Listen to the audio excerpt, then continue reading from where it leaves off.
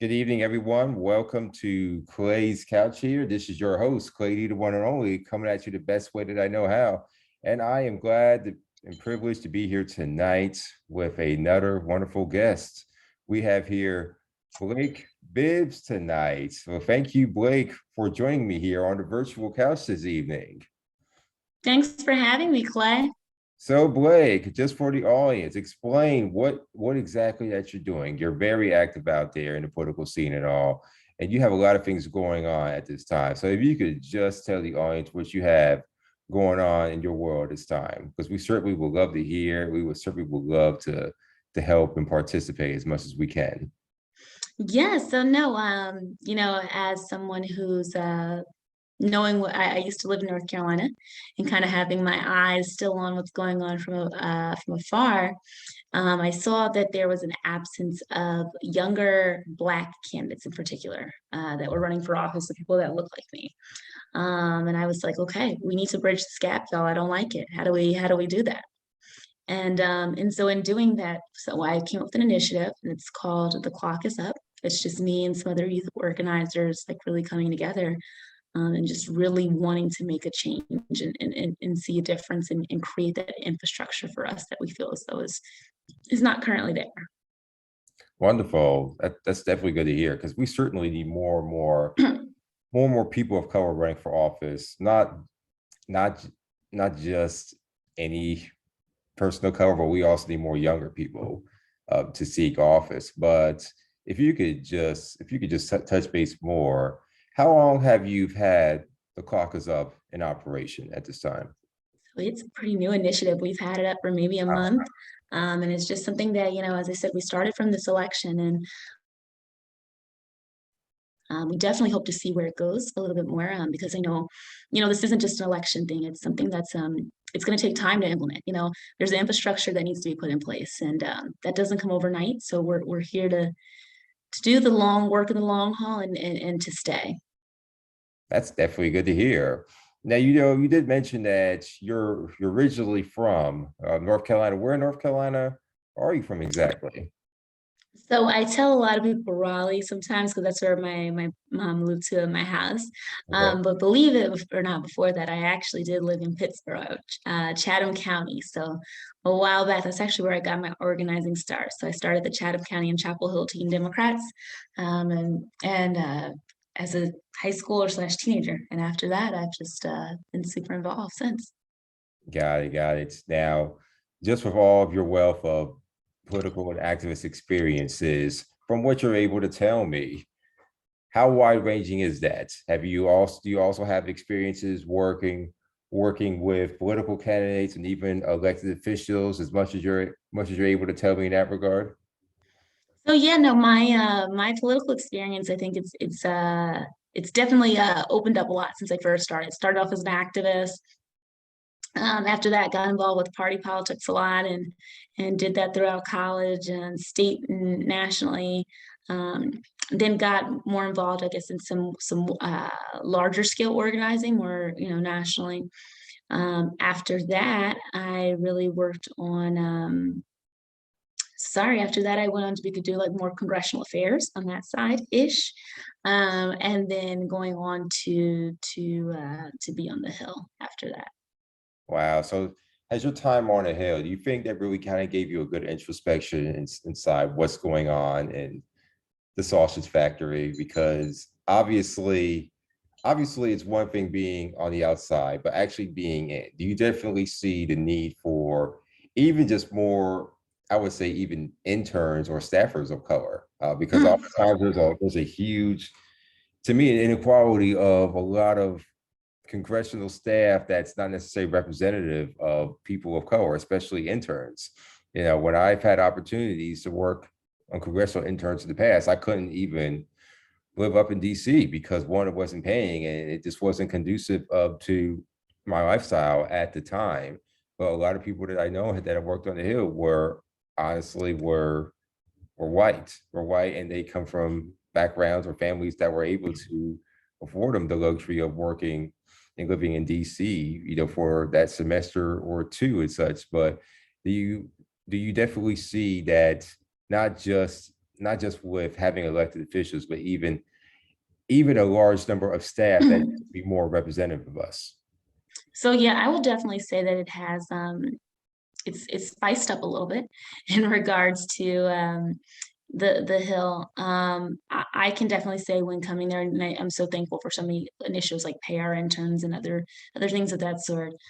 But I also think I was in a similar boat. Like in college, I really wanted to intern and on the Hill. And for me, that was actually never an opportunity. I never interned on the Hill in college.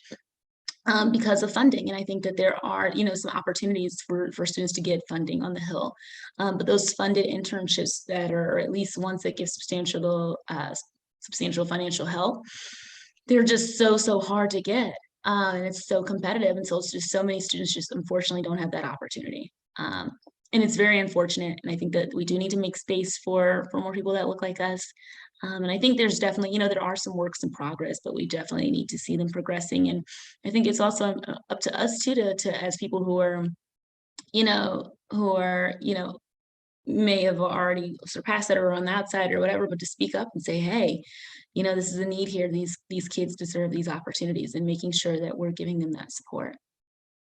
Definitely. I definitely agree with you there, Blake, for sure. Now, if you look at the political landscape right now going into next year, 2022, you see a lot of persons of color, especially women of color, running for office. You have Letitia James running for governor of New York.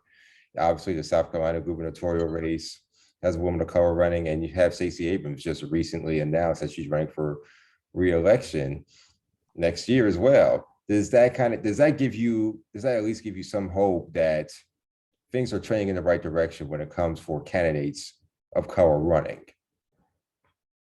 No, yeah, I definitely think in general that people should definitely have the opportunity for I'm so sorry.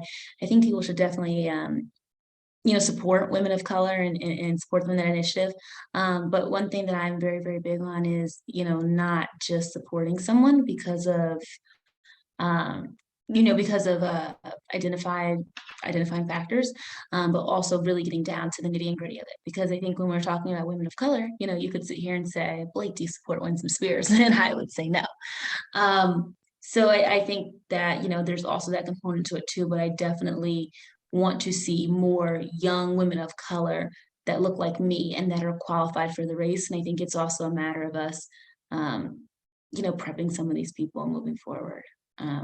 Yeah, I certainly agree with you there. And for folks, I didn't mention, but my dear apologies, but it's Mia McCoy who's running for governor of South Carolina. And now Blake, with that being said, obviously we need to groom a lot of individuals to run for office, and especially I think that's really a core essential aspect of doing so. If you look at many state legislators throughout the country, even here in North Carolina, oftentimes there is a lack of a good bench, meaning that there is a gap between those who are able to run, those who aren't able to run, because let's face it, a lot of state legislators, they either pay their state legislators or they don't, or even their legislative assistants and all are basically are part-time and not full-time, like in some states, like in California, for instance. Now, as far as developing a deep bench, I really think it's essential that we have programs and training programs to those who have interest in running, that they get the tools and resources necessary to be able to file, run, and make sure that they're able to fundraise and stay compliant as much as possible. If the clock is up, do you envision a type of training program as well, a part of that goal there in order to get more people groomed to run? I definitely think that a training program is necessary. I think also though right now it's definitely newly started and we're trying to get our feet off the ground. So I know that there are definitely some things that I would like to see, and I think definitely a training program is one of them, and also a training program for trainers is another thing too, because I feel like we have like a lot of training programs out there, but how do we also we are going to be limited in our efforts. So how do we, make sure that we're equipping these people to go out and lead, I think is a huge thing as well. And making sure that these trainings are different or unique, or that we're bringing some kind of spin on it. And not duplicating a lot of efforts, but making sure that they're new and different. So I definitely do think there needs to be something in regards to that. But it's a newly started initiative, so we're working through the kinks on that component. Sure, sure. And not just only the state legislative races or even the congressional races, but there are a plethora of races down ballots, all the way down to soil water supervisor or agriculture commissioner, or and even and just so many local races that vary throughout different jurisdictions in each different states. And I really believe that folks should really jump into those races as well, because those races they're unsung, but oftentimes I do believe that those races are important, that we try to seek to be elected to or appointed to because of that necessary representation. If you're not at the table, you're certainly are going to be on the menu when it comes to public policy issues, for sure. So even if it's just dog catcher, I do believe even young people need to even look for those as well. I mean, it's great. I wish many people could run for as the higher offices as much as possible, but we do need to have those smaller offices filled by us as well. And Clay, those. I was gonna say, I think that starts at a lower, at basically like a cradle to the grave approach, and cradle meaning at a collegiate level. We're our first, baby voters. One thing I would love to see more is our Board of Elections partnering with our college chancellors, and SGA leaders, and saying, hey, let's give you guys a training on how to actually run for office. And I'm not talking about like an academic classes, the books and stuff. No, I want the hard down nitty gritty. This is what you need. This is what you have to do. Because I especially am of the belief that if we can have students as SGA presidents of schools with 30,000 people, you can't tell me that they can't be on a board of education. You can't tell me that they can't do a lot of things. I'm like, if you can lead that, you're basically leading your own small little city or community at that point.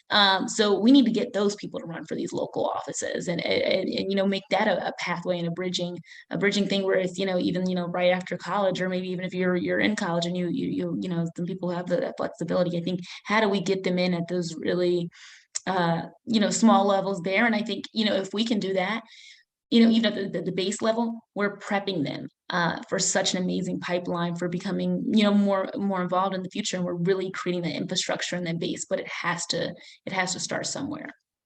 So that's a big thing for me. And I also, Yeah. Another thing that I also believe too is, I'm like, especially at our HBCUs, we see these candidates come out every 4 years for the pep rallies to come up there and speak, and it's a big hoopla.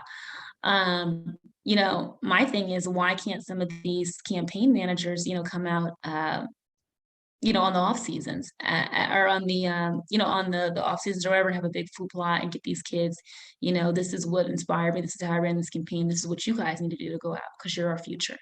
Like that's kind of where I'm also like, I would love to see that as well.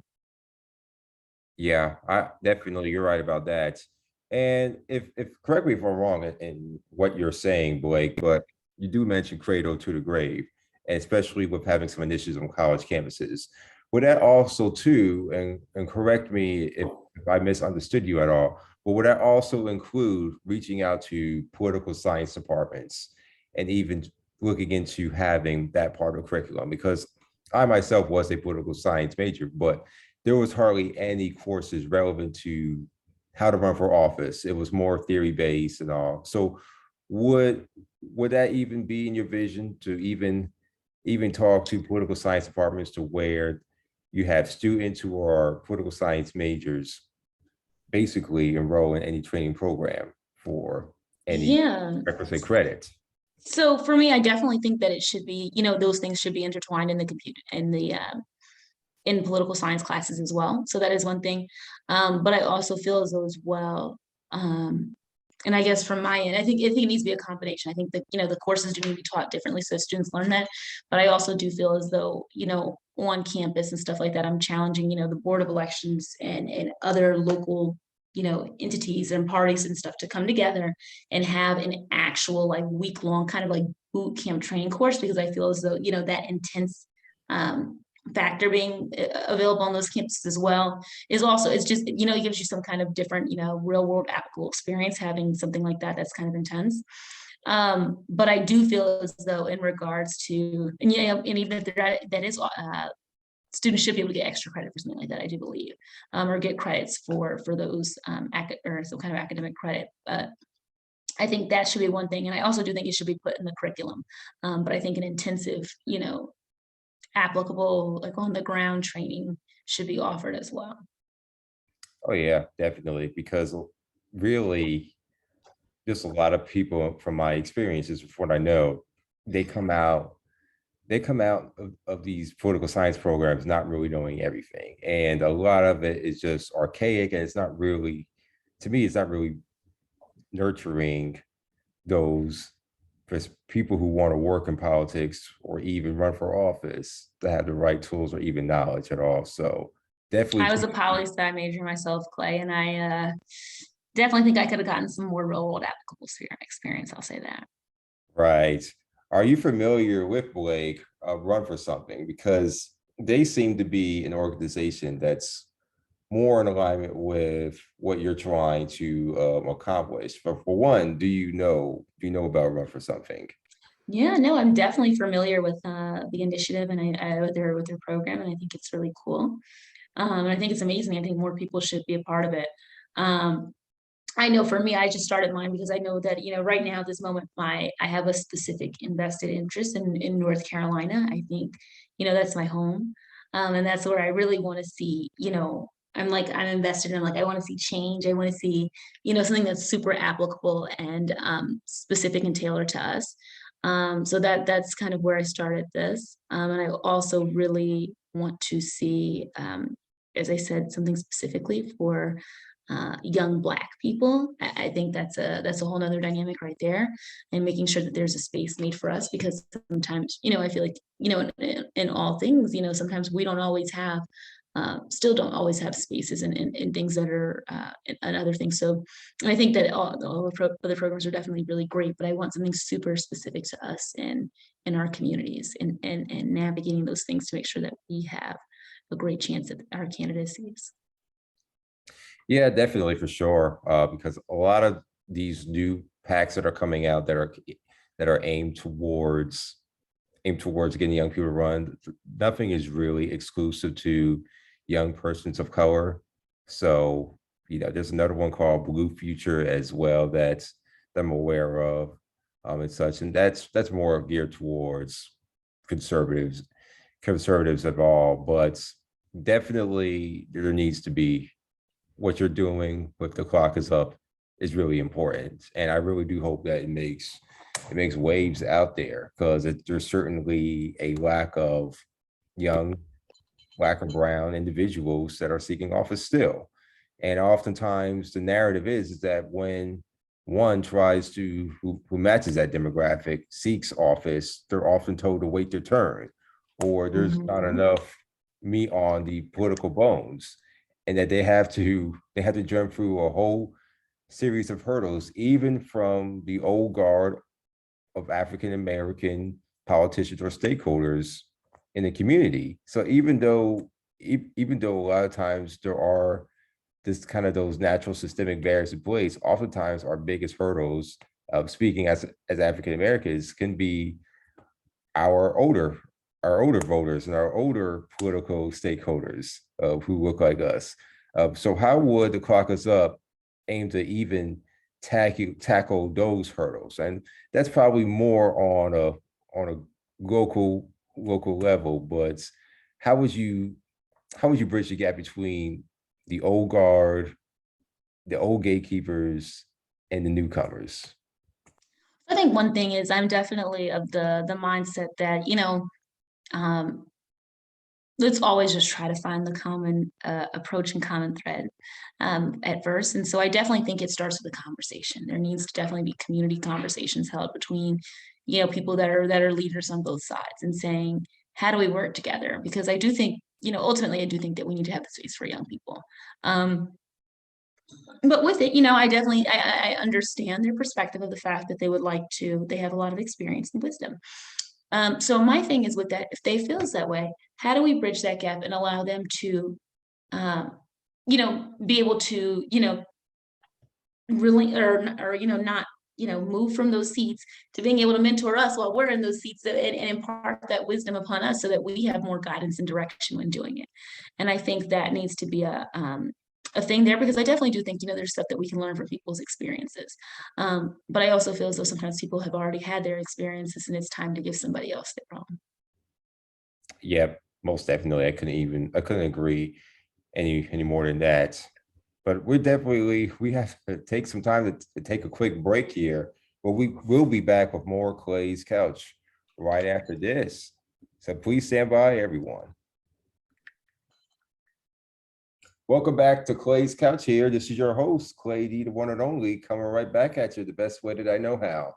And I am right back here with the wonderful and activated Blaike Bibbs of The Clock is Up. Now, we've been discussing about creating pipelines for young people and young persons of color to run for office. Now, we're going into a big midterm year. Every midterm year is big, let's just be honest these days.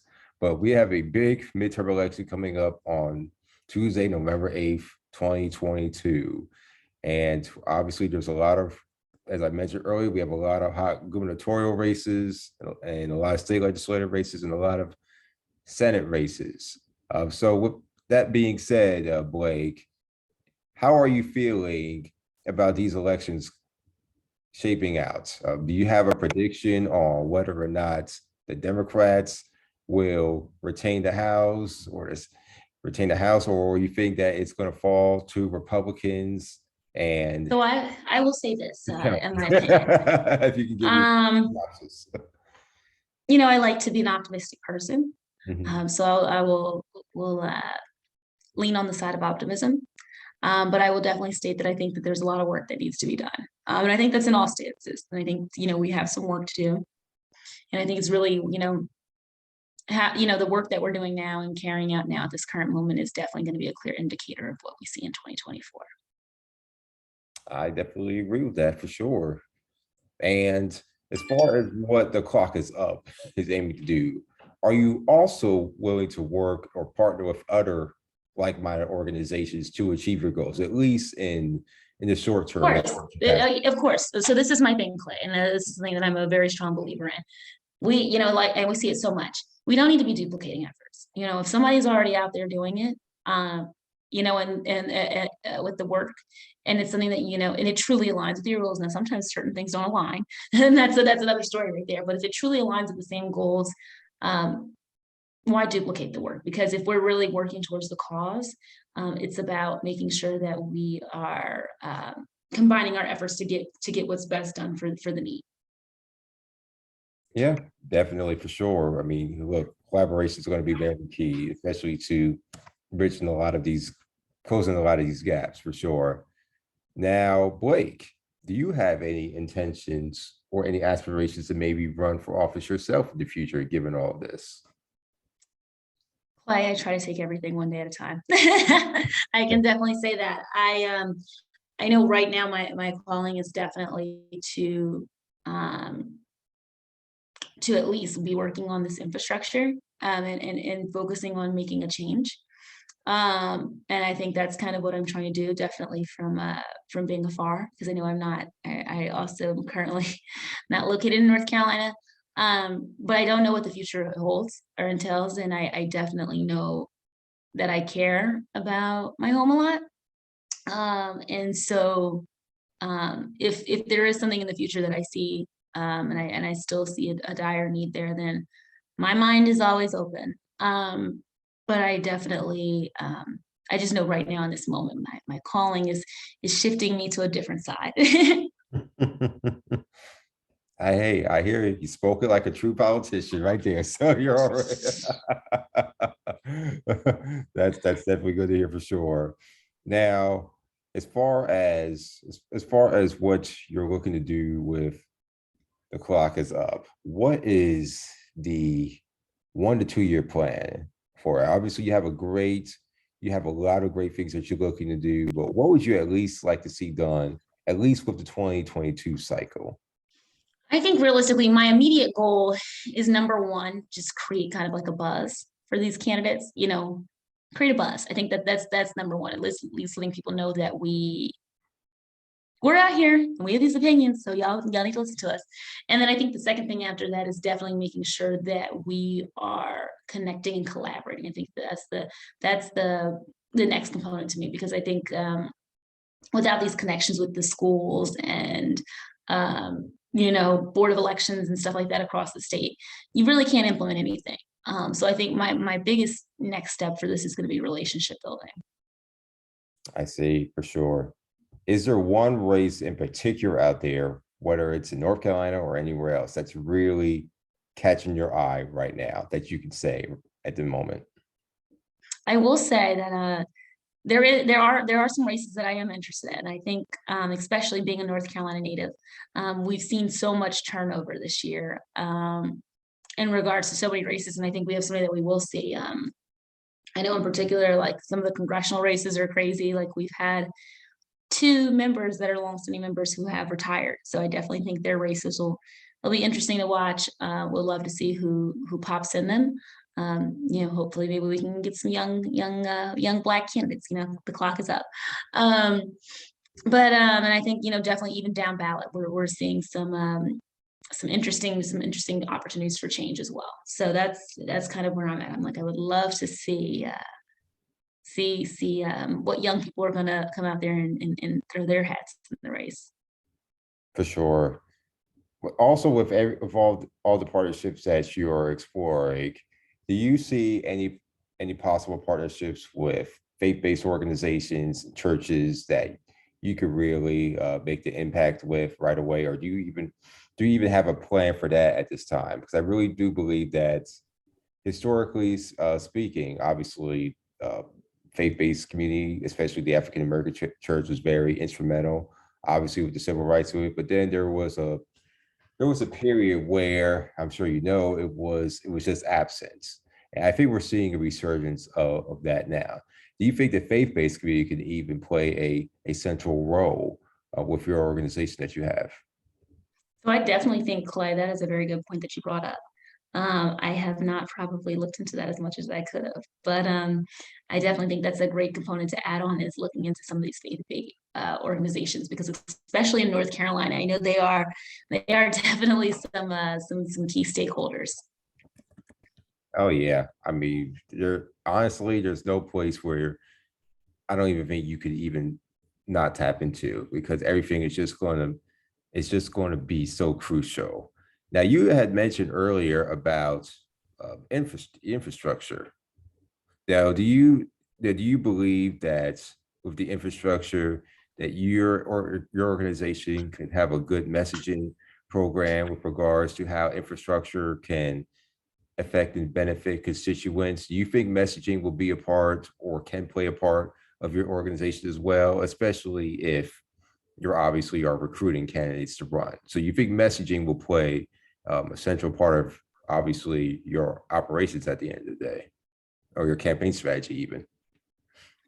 I mean, I think messaging and how things are relayed are always key. I think, what is it they say, the eye is in the beholder. That's how they say it. Isn't that the slogan? Something like that. So yeah, it's like it's how, definitely it's how people perceive it, and it's how things are stated. But I also think it's a matter of the purpose and the calling behind what it is, and if people identify with it, and also making sure that there's a substantive program or plan or path put in place. And I think if you have all three of those together, I think you have a thing to follow. Wonderful, for sure. I definitely agree with that. And how much you think field outreach will play a role with the clock is up? I mean I by am a that, huge grassroots person. I believe in grassroots movements, so I think that's going to be huge. I think if you want to get anything with like young people in our day and age, you're going to have to do it. You're going to have to be out in the field and outreach. One thing I will say is I think especially with this new age and I'm so sorry, Clyde. It's been a long day. This new digital age, I think we're definitely going to see an increase in like social media grassroots organizing, which will be very interesting to see how people tap into that. Um, but I definitely think, grassroots efforts are key. got it. And what's your plan for nailing down fundraising? Because fundraising is going to be it's very important in every race. But I think if anyone, especially if they're thinking about running or want to run, they might be thinking, you know what, I really want to run. I I really could benefit you from you guys, but how can you guys help me, or ladies, how can you help me with fundraising? Because I'll be honest and transparent here. I want to run for office. I, Clay, want to run for office. But the only variable right now is the fundraising aspect. But at the same time, I do believe that the clock is up could benefit me with a lot of resources potentially down the road with everything that you're outlining, Blake. But it's just the fundraising. Oh, what part of fundraising would you be using to incorporate with obviously helping folks who do actually want to ultimately run, but that barrier is just remaining in place? Because, or do you plan on having So fundraising? I think that's a very real thing that you stated. Mhm. Um, as far as fundraising, one thing I can say is I think, as I said right now in the primary stages, we're really focused on building that network.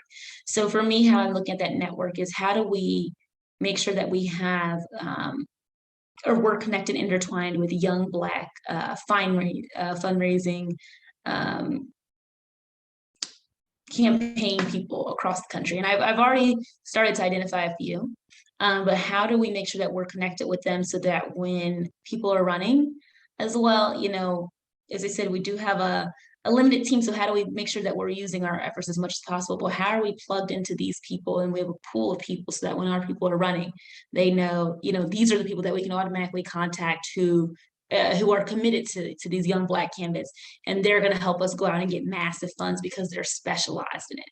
And so I think that's the biggest thing right now for me is also making sure that we're tapped into that network and also contributing to the pipeline for that network as well. Wow, wonderful. I definitely think you're doing a very good job. You're setting your sights high, Blake. I mean, even as you plan to cultivate relationships, even with down ballot races and state and local party organizations. It sounds like. So I definitely think the clock is up. Could do a lot. Could make a lot of big waves, make a lot of noise, and I certainly think that you'll be forced to be reckoned with in the years to come for sure. But yeah, it looks as though that is all that we have for now. Definitely thank you, Blake, for joining me here this evening. And how Thank can you. folks, yes, and how can folks get in touch with you, or how can folks follow the clock is up? And what can they do to help this movement out? Yes, definitely. So to get in touch with me, I need everyone to just follow the page at the clock is up. To get involved, we definitely, the biggest thing right now is the growing effort, but we're definitely looking for people as far as social media, sharing and, also contributing to our social media campaign. We're right now trying to get people to state their issues on why they think it's important. And I think, creating a really big presence in that is our current thing right now. And we know if we can get that out and create kind of a trail and a campaign behind that, that's pretty cool. So I know that's one of our really cool initiatives that we're working on right now. But there's a plethora of things, and I think that would be helpful if people also want to participate in that. But definitely just feel free to connect with us and hit us up, and we'll see. There's a place for everybody. Wonderful. And at the clock is up. That is for both Instagram and Twitter, correct? Just for the folks who are listening. Yes. Okay, that sounds good. And I'm certainly am going to be right there with you, Blake, all throughout the process. So you definitely definitely have a friend and ally with me on that. But Thank other than you. that, as for now, until we can meet again in person, thank you for joining us here, Blaike, on the virtual couch tonight. And definitely, we will look forward to seeing all the great things that the Clock is Up is going to be doing in 2022 and beyond. But thank you again. Thanks, Clay. All right, and you have a good night, Blaike. You too. Welcome back to Clay's Couch here. This is your host, Clay D, the one and only. That was just a wonderful conversation with Blaike Bibbs. She is just wonderful. And she's one of our great young activists that we have going on right now. She told you everything she's doing with The Clock is Up. Um, you know, it's just amazing. We need more young people like her. The fact that we don't have enough, as far as I'm concerned, is just it's just mind-boggling. Those are my thoughts on that. And we back with more Clay's Couch right after this on the other side. Welcome back to Clay's Couch here. This is your host, Clay D, the one and only. And we're just wrapping up here tonight. So this is what's going on the next few weeks. So next week, we have a fashion sales consultant coming on board. And then we obviously have the week of Christmas. We will have, well, I'll just keep that a secret, but next couple of weeks, we're going to have a lot more politically based activists to kind of round that out. We're going to have a fashion sales expert, and we're going to have a hospitality professionals coming on. So that's what's coming up with Clay's Couch. But thank you again for tuning in tonight and listening in to Blaike, and definitely follow her at The Clock is Up on Instagram for sure. But until then, folks, till next week, you folks have a good one and stay safe. Bye.